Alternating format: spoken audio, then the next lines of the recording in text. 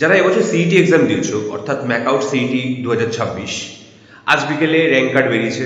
সবাইকে অনেক কংগ্রাচুলেশন। অনেকে ড্রিম কলেজ পেয়েছে, অনেকে যেটা ফার্স্ট র্যাঙ্কে ছিল বা সেকেন্ড র্যাঙ্কে ছিল পেয়েছে। এবার প্রশ্ন হচ্ছে, প্রবলেমটা হচ্ছে যারা র্যাঙ্ক পেয়েছো মানে অ্যালটমেন্ট পেয়েছো নিজের পছন্দের কলেজে, বা যারা পাওনি, তারা একা ডিসিশন নিও না। এই শর্টসটা একবার দেখে নাও ভালো করে।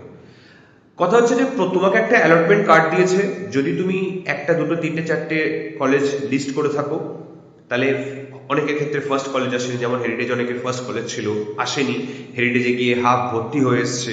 তাদেরকে বলবো, যাদের প্রাইমারি কলেজ আসেনি তারা একবার কলেজে ফোন করো। তারা কালকে হোক পরশু হোক কলেজে ইমিডিয়েটলি ফোন করে পুরো ঘটনাটা বলে কি করে অ্যাডমিশন নেবে সেটা একবার বোঝার চেষ্টা করো। মনে করো যারা ম্যাকআউট ইনহাউস দিয়েছিল, ইনহাউস পায়নি, অন্য কলেজ পেয়েছে, তাদের কিন্তু অ্যালটমেন্ট ইনহাউসে আসেনি, মানে ইনহাউসের মানে অ্যাডমিশন কিন্তু পোর্টালের মাধ্যমে হবে, এটা ইনহাউস বলেছে। তো সেক্ষেত্রে ইনহাউসের সাথে একবার কথা বলতে হবে, সেটা ফোন করে হোক, ফোন না ধরলে গিয়ে হোক, যেভাবে হোক ইনহাউসের সাথে কথা বলতে হবে।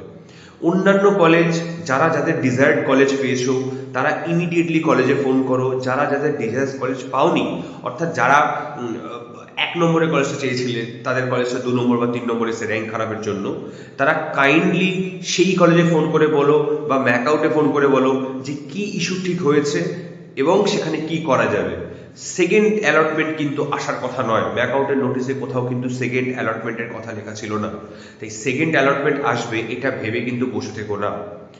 আর যদি মনে হয় কলেজ চেঞ্জ করবে, তাহলে কলেজের সাথে কথা বলতে হবে। ম্যাকআউটের ফর্ম ফিল আপ করে একটা কি সেট আপ আছে, সেটা একটুখানি ম্যাকআউটে বা কলেজের সাথে কমিউনিকেট করে ক্লিয়ার করতে হবে।